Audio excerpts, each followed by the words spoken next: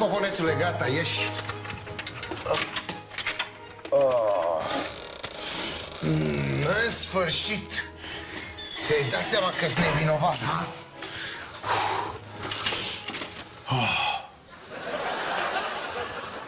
Acum, nu merit și eu niște scuze?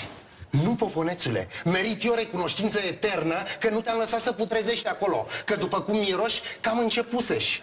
Și nu te-am eliberat pentru că ești nevinovat. Te-am eliberat pentru că nu mai avem personal. Că dacă Sofica e încă în arest... Cum Sofica e tot în arest? Cine e șef de secție? Nu cumva e țărănușul de iubită su. Nu, bă, tot ea e. De cum poate să fie, mă, tot ea? Ăștia de la centru știu? Adică ei acceptă o penală la conducere? Păi, măi, poponețule, n-am raportat încă la centru. Că dacă n-am flagrantul, situația e încă incertă. N-am nici măcar denunț de la șpăguitor. N-am nimic. Dacă e nevinovată și află baba că am stricat imaginea nepoatăsii, nu mă omoară. Încă mi-e dragă viața, poponețule. Dar chiar, bă, unde n-a făcut încă baba presiuni să o eliberăm? Sigur o să... Ce mă vine baba? Ai văzut-o pe geam?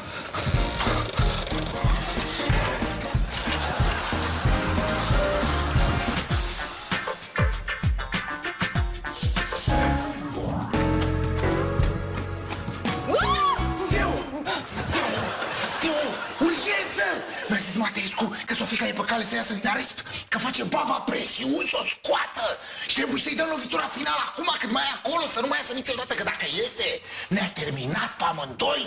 Adică ce pe amândoi, cel puțin pe mine mă face praf, că arestul a răit-o. Și mai că a răit-o, a și întărit-o. Adică și cum o să iasă de acolo, o să iasă și o să-i mai iasă un cap. O să fie ca o hidră. Auzi?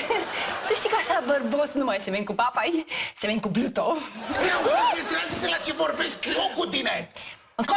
Mă concentrez, dar cum vrei să o batem, să o înfundăm sau ce, doamne iartă-mă, să-i facem? Punându-i noi capul ăla. Unde? Dar să fie de acuzare, înțelegi? Da, ca să o mai infundăm odată cu ceva. Să o dăm, uite ce... Eu nu înțeleg cum putem să o mai înfundăm când ea e deja în beci. Unde vrei să o duceți? Spre centrul pământului? Unde, doamne iartă? Și de acolo, oricum nu poate să ia nicio decizie, deci nu mai poate să facă nicio gafă, că nu mai are răspundere, da? Ai dreptate, dar ca orice infractor, poate să mai comită și alte infracțiuni.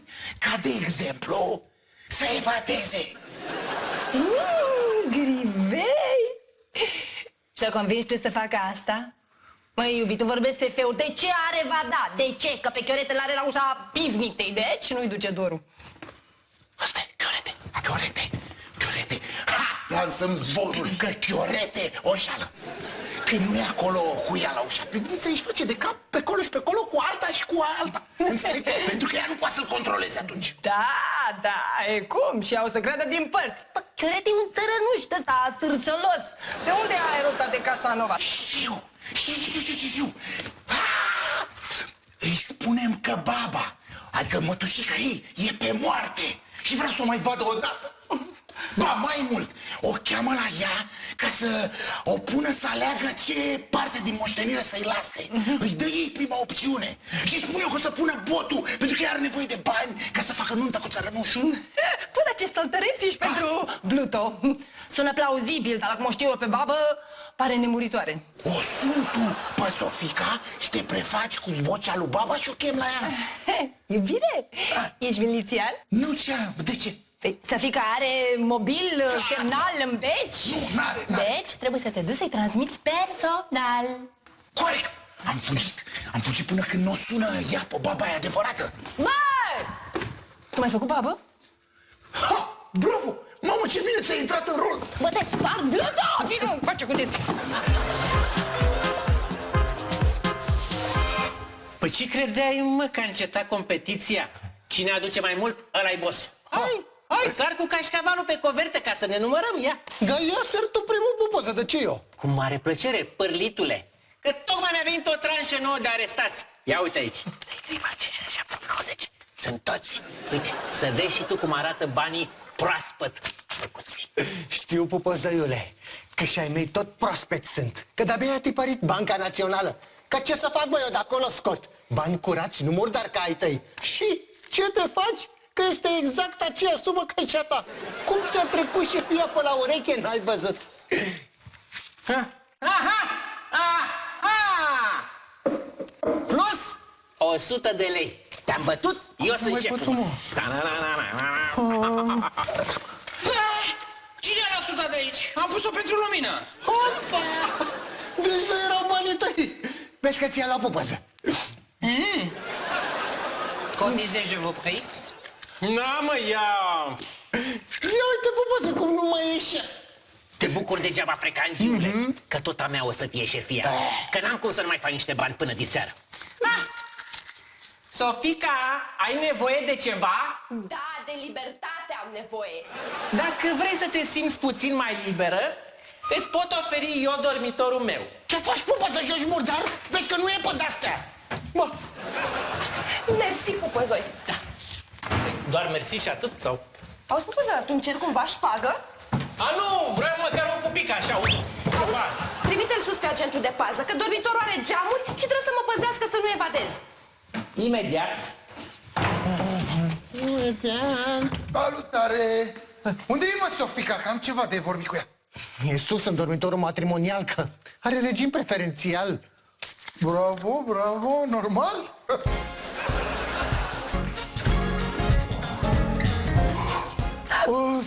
Ce cauți mai aici? Pupăză! Pupăză! Ți-am zis să-mi trimiți agentul de pază angajat, nu orice agent pârlit. Ești afară sau te dau eu? Ești? Dacă faci asta o să regreți, pentru că am să-ți transmit ceva vital pentru viitorul tău. Chiar simpla legătură între persoana ta detestabilă și viitorul meu este detestabilă. Baba e pe moarte și te cheamă la ea ca să alegi ce parte din moștenire vrei. Îți dă prima opțiune. Da, dar de ce nu l-a pus pe Chiorete să mă anunțe? Pentru că știe că ăla e prieten cu Costelul și s-ar putea să-i spună. Și bănuiesc că nu vrea să afle fisul că nepoată sa are prioritate la testament, nu? Dar tanti nu știe că sunt arestată. Cum mama naibii să ajung la ea? Cum? Te ajut eu să ieși din arest puțin. Mă ajuți tu, tocmai tu care ești cel mai mare dușman al meu. Nu mai sunt, pentru că am și o demnitatea mea și eu nu lovesc oamenii când sunt căzuți. Căzută, dar și când mă voi scula, premulți am să popesc eu. Păi vezi, de-aia vreau să te ajut, că nu vreau să mă popești. Că mie mi-e frică de chestiile astea istorice și pe Lăpușneanul l-am și citit. Hai să-i tir, poponețule, cu minciunile astea, că sigur ai tu vreun interes ascuns ca să mă înfunzi mai rău decât sunt. N-am, mă, Sofica. N-ai. Bine, am unul mic, infim, așa vreau și eu, un comision din moștenirea pe care o să o iei de la baba. 2%, exact cum fac ea la intermedierile de imobiliari. Adică nu-i mult 2%, zău, că la fel fac și eu, o intermediere între tine și baba. Ok. 1%, nimic mai mult. Îți dai seama, Gogule? Păi tu nu ieși din cuvânt și iată de-ți moștenește. Păi ce mamă e asta, mă? Ce mamă? Mamă, ce mamă, mă? Ce mă, cu asta m-a procosit Dumnezeu. Bine că mi-ai zis, ești un adevărat prieten, pupăză.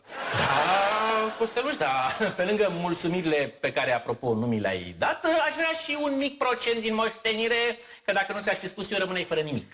Bine, mă, pupăză, uite, mersi că mi-ai zis. Și 1% pot să-ți dau, că nu m-a făcut pe mine un 1% amărât. 1%, adică ceva cu 2 cifre. Lasă glumele că nu e momentul. Tocmai moare măta, nu? Și la ce procent te-ai gândit, mă, prietene? Un sfert. 5%, mă, acum. Am zis cu 2 cifre. Ok, cu 2 cifre. 5,5%. Și în banii ăștia m-a ajuns să o sabotez pe Sofica, să nu ajungă la mămica. Ia uzi. În procentul ăsta, nici gând, mă. Atunci ne întoarcem la 1%. Bine, mă, bine, te ajut. Dar ce mă trag să te ajut, că n-are cum să ajungă la măta, că doar e arestată, nu?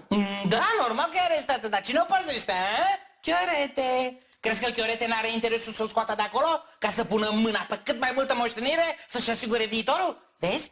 Treaba ta este să-l împiedici pe Chiorete să o scoată pe Sofica din arest cu orice preț. Și tu poți să faci chestia asta, că ești directorul arestului. Și poți să stai cu ochii pe ei 24 din 24. Adică să păzesc arestul singur? Da. Mi-ai dat 5%, îl păzesc 5% din timp. Restul te ocup mătăluță. Sau, uite, dacă mai pui un 5%, discutăm. fiți-ar procentualul, dracu, să știi. Ok, să mai pun un 5%. Doamne, cum ești? Cum miroși tu banii? Cum te transformi într-o hienă? Care aia dă filmele cu vărcolați?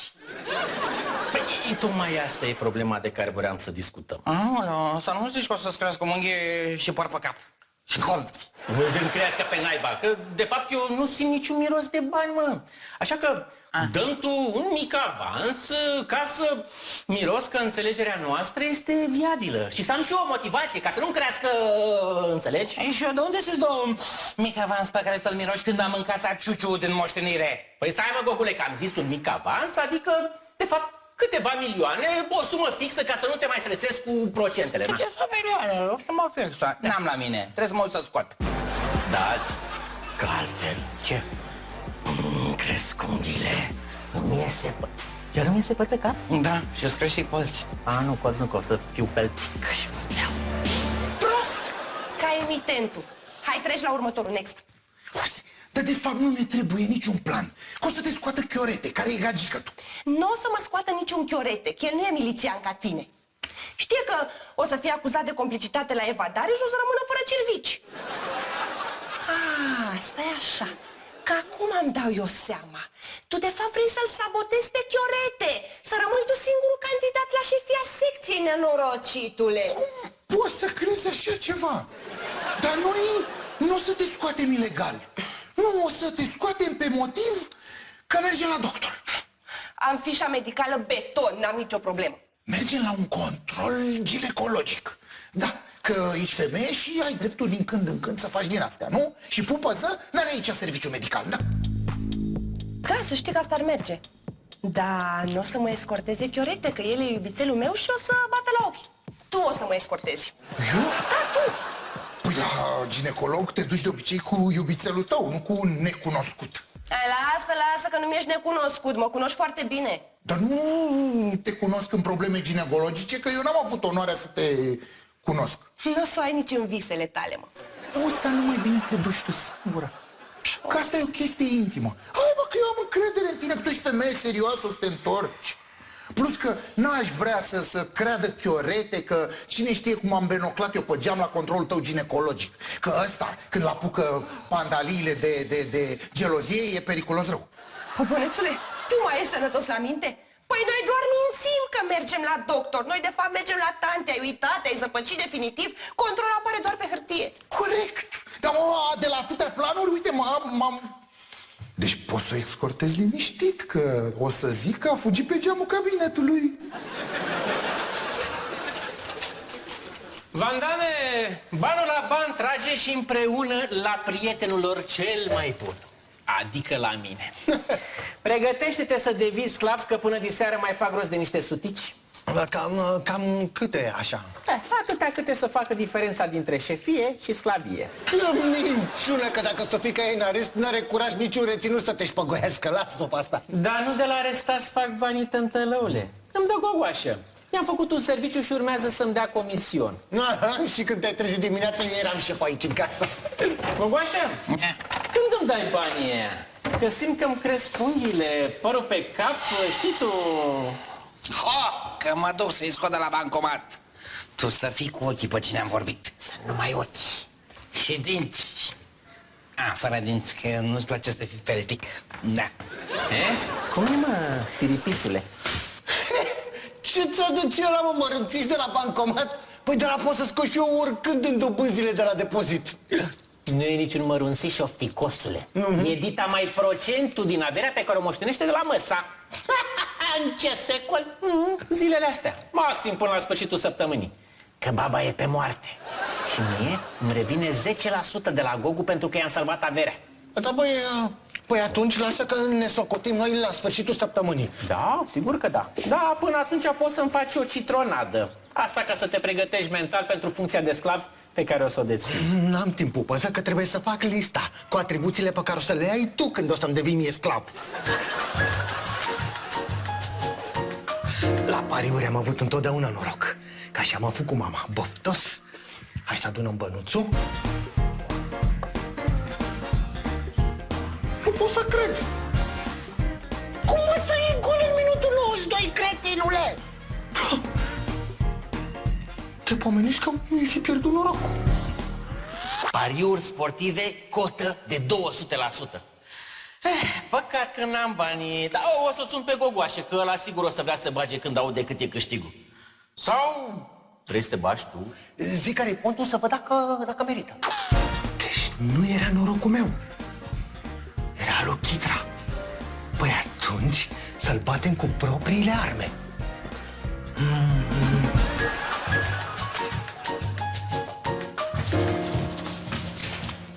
Opa! Ce faci, agent, funduleț? Unde duci pe vara mea? Uite, nu-i treaba ta.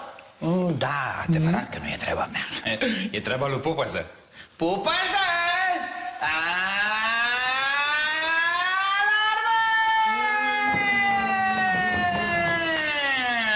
Click. Unde vă duceți, mă? Trebuie să ies să-mi fac un control. Da, un control medical femeiesc, adică la pupăză. Exact la Pupăză o să-l și faci. Că nu o să mai fie nevoie să ieși, pentru că arestul meu are serviciile medicale incluse. Că de-aia e de lux. Asigurăm orice control, bărbătesc, femeiesc, mix și unisex. Sun și vine doctor aici. Vezi că tu plătești cheltuiala. Așa că, poponețule, liber ca taxiul. Dar vezi că trebuie să mă cinstești pentru că te-am scăpat de un drum până la spital. Revin cu alt plan.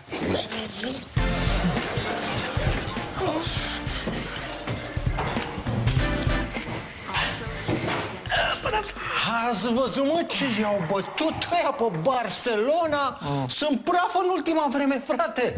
Unde? Dacă nu joacă cu Messi. Așa e, păi s-a accidentat Messi. Știi ce, sunt curios ce o face Realul de seară. Tu ce crezi, Pupăză? Bate minim cu 2-0. Nici nu știu la ce să mă uit de seară, că joacă și Simonica. Da? Cu cine joacă? Cu una, Alertova, locul 60 mondial. O bate Halep de o ascultă cu racheta. Cam câte gemuri crezi că o să ia aia? Maxim 4. Nu fi așa de sigur, Pupăză, că Halep vine după turneul campionilor și e obosită. S-ar putea să nu tragă tare și o să bată aia.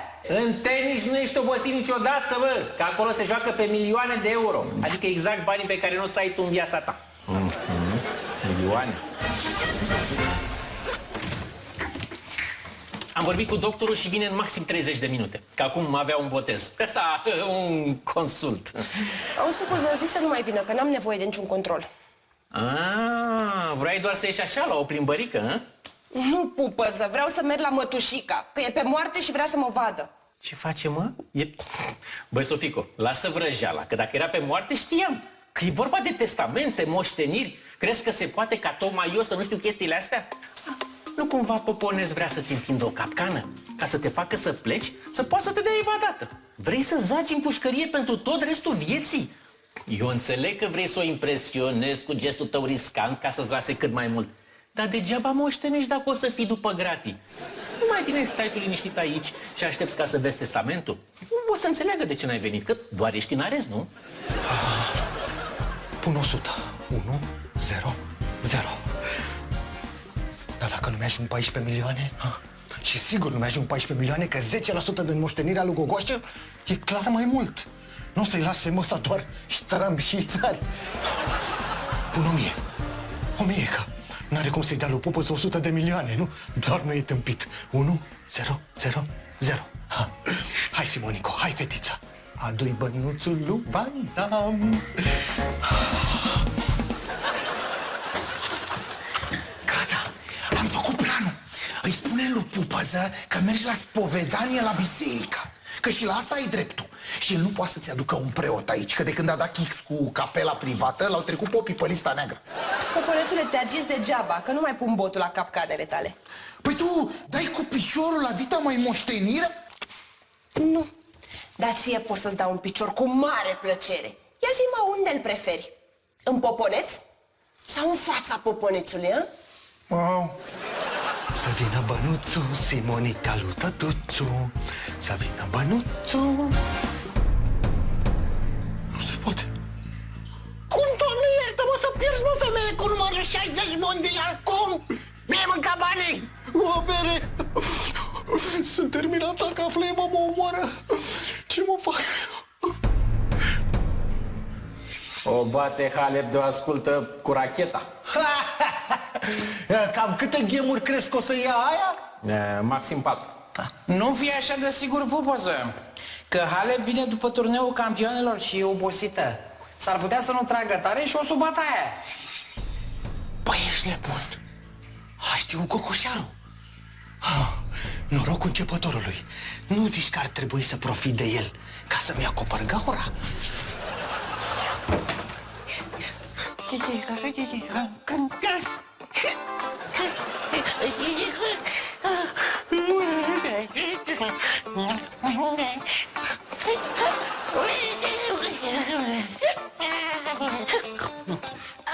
Cocule! Cocule!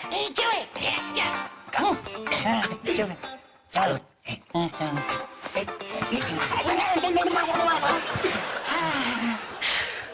Auzi, Cocule?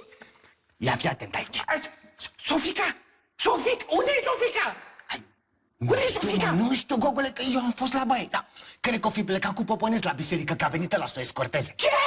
Cu Poponeț? La biserică? M-am nenorocit! M-am nenorocit! M-am nenorocit! M-am nenorocit! Dar Pupăză unde e? De cine a păzit-o? Dă-l dracu pe Pupăză, Gogule, auzi?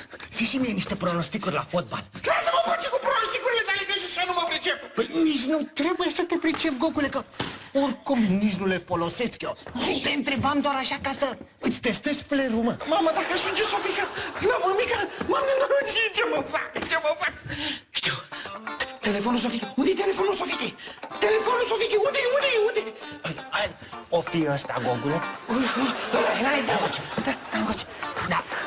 Acum zi și mie pronosticurile, că uite și eu te-am ajutat cu telefonul, că dacă nu eram eu, nu-l găseai. Da. Iar PSG, ce crezi că o să facă? Îl bate! Da, bate că e Zlatan în formă. Bayern joacă acasă. Bate și Bayern! Manchester are în deplasare. Și face egal.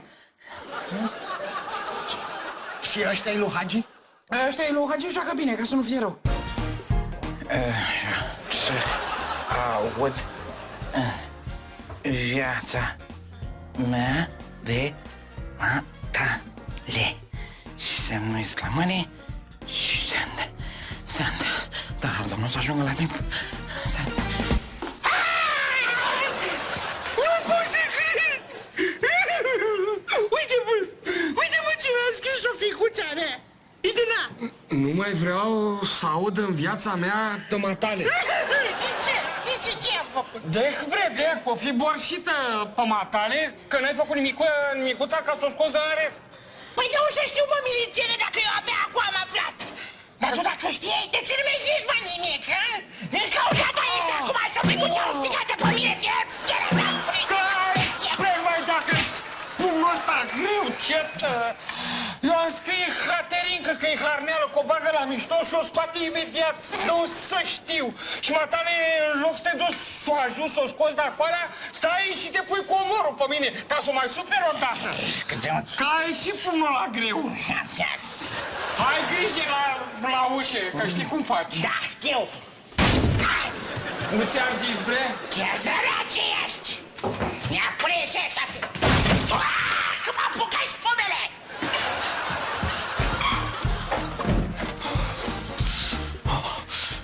Doamne, ajută-mă să-mi scot pârlea la... Și un pic de profit. Peste, dacă se poate. Știu că jocurile de noroc nu sunt pe placul tău, dar ăsta nu e chiar joc de noroc. E pariu sportiv, ține mai mult de pricepere, de predicție. Mersi anticipat. Bun. Deci, trebuie să acopăr 1000 și să mai fac încă 9000 peste ca să iasă 10. 9, 10. Asta e. Ce-am făcut? Ce-am făcut? Sunt un om mort. O să mă răstignească Ema. Mi-ați mâncat jumătate de banii copilului, măi, inconștienților! Lăsați-mă, dracu, de fotbal! Ce mă fac? O să reconstruiesc totul, pas cu pas. Pariu pariuri 100% sigure. Care sunt alea sigure? Serena. Serena Williams. Pe asta nu o bate nimeni. Hai, Serena. Hai. Am bătut o baba aia de Vinci chiar la ea acasă, la US Open. E periculoasă ca toate femeile. Îmi trebuie un bărbat. Un bărbat? Djokovic. Novak Djokovic. Hai, frățiorul, că tu mă scoți din foame. Bobacico! Bobacico, ești unde ești? Josica! Josica! Tanti! Ce-mă speriat față ea? Oh, Doamne! Pot să cred că ai venit până aici. Păi nu Cât eu. mai ai de trăit? Ceva? Sofico, tu-mi dorești mie moartea? Da, nu! Păi, dar nu-ți în mod oficial că de data asta ai sărit calul și ai mers mult prea departe cu insulile. Și dacă e pe asta, a dracului să fiu. Doamne, iartă-mă și apără și păzește dacă te mai ajut cu ceva ca să scapi din pârna asta, din partea mea, să putrezești aceea, să te descurci singurică. Că v-am ajutat pe toți ca o proastă. Și uite, asta vă e recunoștința. Adio. Tanti! Mămică? Ce vrei? Băi, da, nu par deloc pe moarte. Și tu? Te-ai înțeles cu vara ta, nemernicule? Să mă terminați psihic! Să știi că dacă mai faci chestii de-astea, după ce te altoiesc și te altoiesc, să mă ții minte pentru tot restul vieții, te și dezmoștenesc. Și mi-ar neamofurii și să-mi fie asta și mâine. Dar ce am zis? Și-am zis și eu! Adică nu mai înțeleg nimic! Ha? Gata, bun? Ți-a dat averea? Hai, dă-mi avansul promis din ce ți-a lăsat. Chiar ce ți-a lăsat. Stai că să vedem ce mi-a lăsat. Uite, asta mi-a lăsat. Și asta e doar 10%. Adică ce ți-am promis? Vrei să-ți dau și diferența de 90%? Nu las, stai! Ia stai așa! Cum stă părul? Care păr? Mă, lasă așa că-i așa. Hai, None, hai, băiatul, să nu-mi faci vreo belea, că am pus tot ce am pe tine. Așa, tătuțule.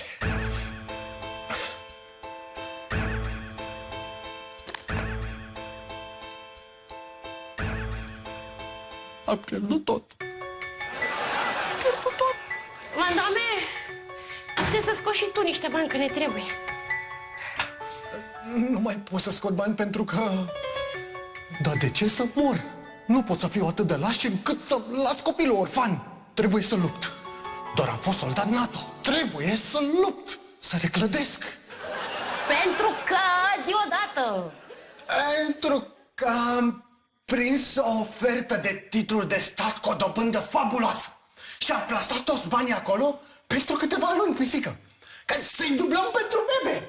Să-i asigurăm lui bebe o viață liniștită și lipsită de griji. Dar singura condiție e să nu ne atingem de depozit până la termen. Că altfel ne iau ăștia și pirat după noi.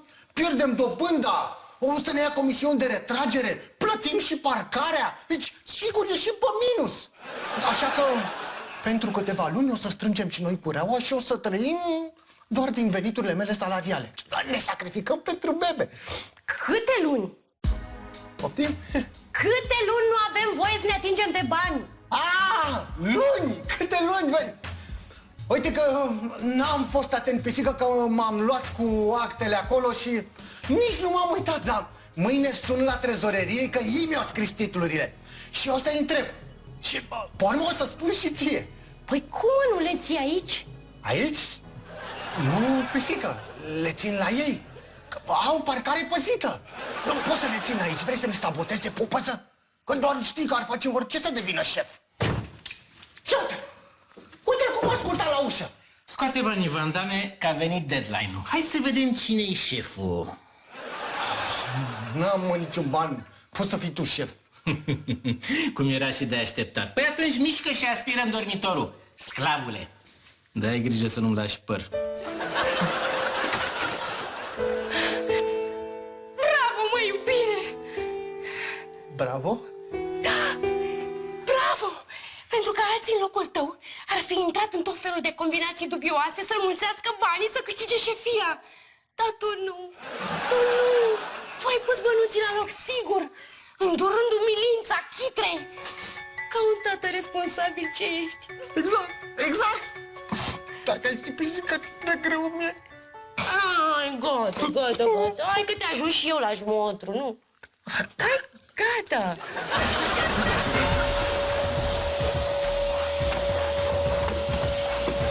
Hai, mai cu talent, Bazan, mai cu talent! Hai! Hai, mă! Măi, stai așa un pic. Dar de ce ești tu șef? Că n-ai arătat banii. Pentru că ai cedat lupta, fraiere. N-ai zis tu să fiu șef? Acum e târziu să mai contezi rezultatul. Hai, pune-mă la jmotru! Și dacă cumva te gândești să te închizi în baie ca să tragi chiulul, țeapă, că am luat cheia la mine. Eu cer când ai nevoie și te cronometrez.